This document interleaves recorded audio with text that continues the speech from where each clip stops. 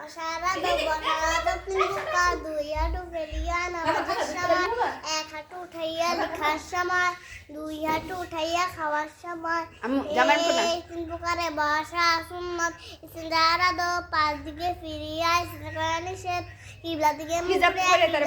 করিয়া চন্দ্র শুদ্ধ দিকে মুখ করিয়া প্রবল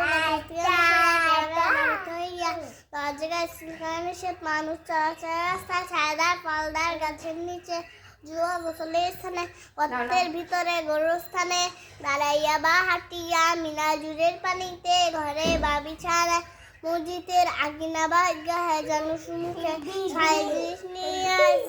নিষেধ আল্লাহ তাআলার নাম নবীগণের নাম ফেরেশতাগণের নাম কুরআনের আয়াত হাদিসের টুকরা দোয়া কালাম লিখিত বা অভিযোগ তাকবীরে তাহরিমা আল্লাহু আকবার سبحانك اللهم وبحمدك وتبارك اسمك وتعالى جدك ولا إله غيرك প্রত্যেক সকাল বিকাল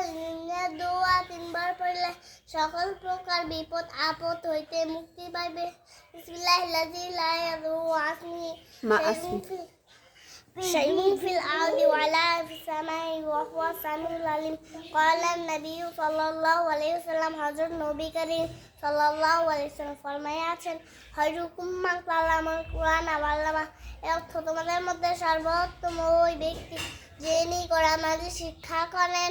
এবং অপরকে শিক্ষা দেন।